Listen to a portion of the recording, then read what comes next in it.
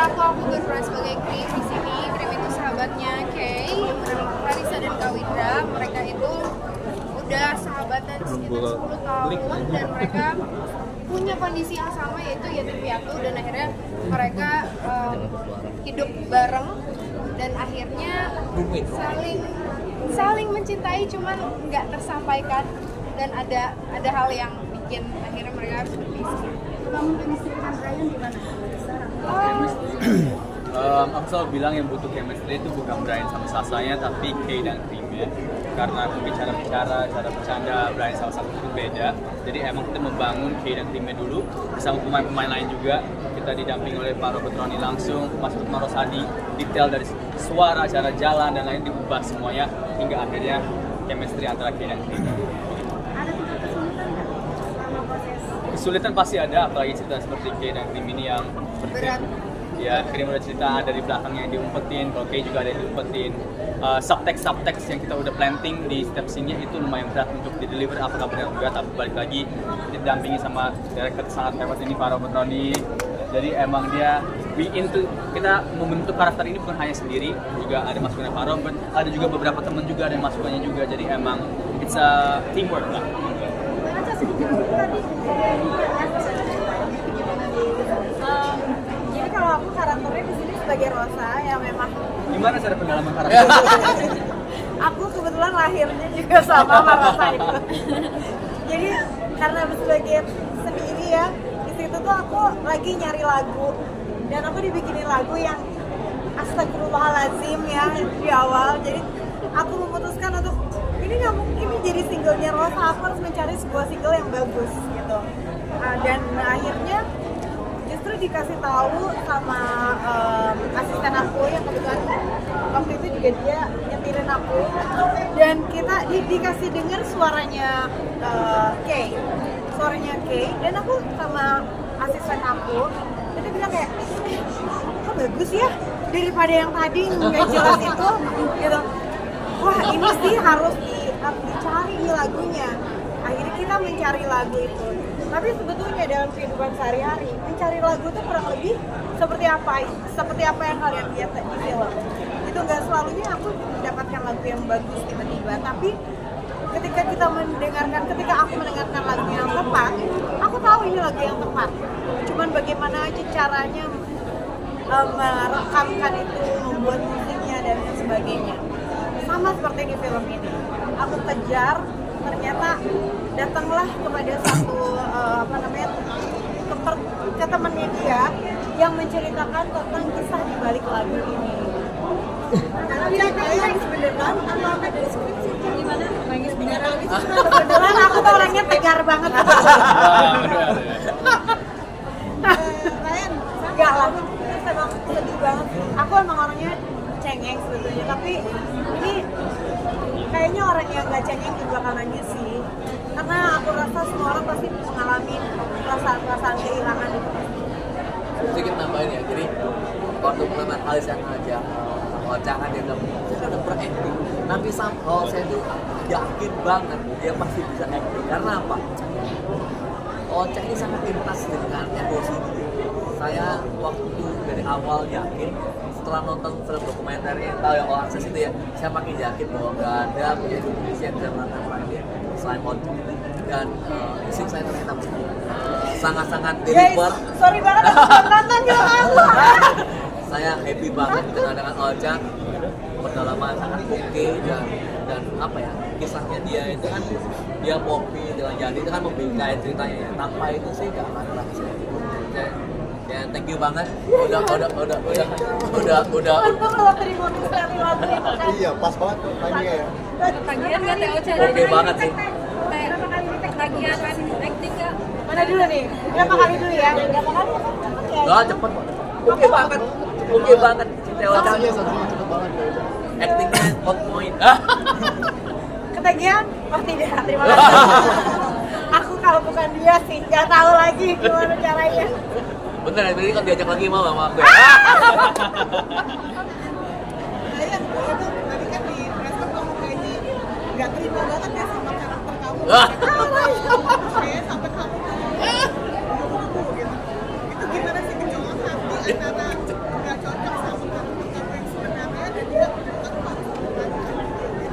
kebetulan bintang saya Scorpio ya. Dendaman orangnya. Terus apalagi ditinggal nikah gitu kan. Kalau gue sih nggak terima banget. Mungkin bisa bunuh diri gitu. Waduh, jangan dong. Nah, kalau kebetulan Arman ini kan kayak Taurus lah ya. Bener-bener baik-baik, lempeng aja kalau ditinggal juga ya udah nggak apa-apa sih. Kalau bisa dibukain pintu silakan, dianterin. Jadi ya sangat batin juga sebenarnya mainin Dokter Arman ya, karena harus ikhlas terus dalam sebuah keadaan, tapi menjadi lebih ringan karena teman-teman cast yang lain luar biasa, Pak Ropron selalu ngebantu aku di set juga, jadi menjalannya juga jadi lebih ringan. Kalau Davina sendiri mungkin kan tadi fotografi juga jadi hobi sendiri nggak sih foto setelah acara ini? Ini jujur ya, aku tuh awalnya cuma dipinjemin kamera, akhirnya saya beli kamera. Dan ada bahasa Jadi hobi banget. iya for Arman, fun sih kerjaan lu mau sebenarnya. diambil Arman. Iya, jadi ya lumayan tertarik lah ke fotografi. Jadi untuk kamera dan jadi suka foto-foto. Sedikit. Bukan konser aku ya. Boleh banget. Udah ada hasilnya? Portofolio saya ya, pertama. Udah ada hasilnya belum? Ada dong. Itu yang Kalau di film ada bener hasilnya. ada beberapa yang emang dipakai sama Davina. Yang kalian lihat di sana tuh yang Itu yang 3 foto-foto black and white, ada beberapa itu Davina deh. Sana. Pakai kamera atau pakai handphone kan? kamera. Kamera. Kalau nggak bisa. Iya. Itu kamera CCTV juga kan. Enggak bercanda Mas. Untuk belajarnya Kak, otodidak kah atau mungkin Right. gimana Kak? Kalau untuk belajar fotografinya Oh, saya? otodidak kah atau mungkin sampai les atau gimana? Iya, seperti yang aku bilang tadi, aku tuh di film Tayang Indonesia di sini memang ada workshop sama Mas Robert, Pak Robert, sama Om Erik yang salah satu yang fotografer di untuk poster ini juga. Jadi aku memang sempat workshop untuk kurang lebih 5 jam untuk belajar basic-basicnya aja. Walaupun di screen time tadi aku ya nggak melulu foto sih, cuman at least aku dapat basic yang memang itu juga jadi pondasi karakter aku juga sih. Jadi semakin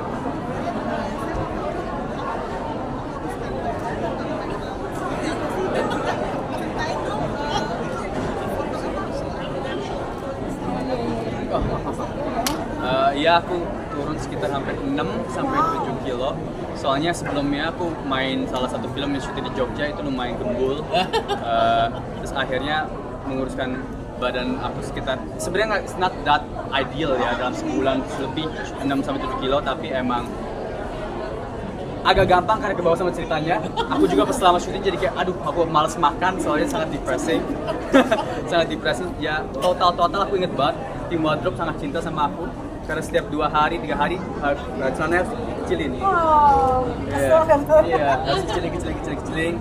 Terus akhirnya yang adegan dipukul itu hari pertamanya Davina. yes. Sepertinya dia deg-degan. Terus Tapi oke. karena dia menikmati pupuk. Iya.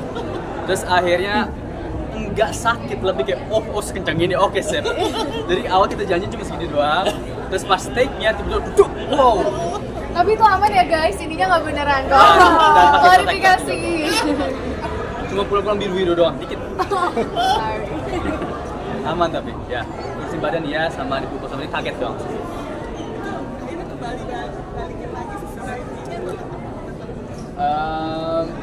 Gampang, saya emang suka makan.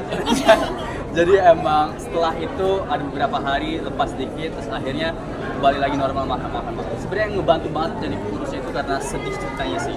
Beban yang dibawa kayak itu lumayan ngefek ke akunya, apalagi hari-hari terakhir. Sisi beratnya apalagi di apartemen itu kita ambil berurutan di akhir syuting, dan itu benar-benar aku nggak mau makan sama sekali sih.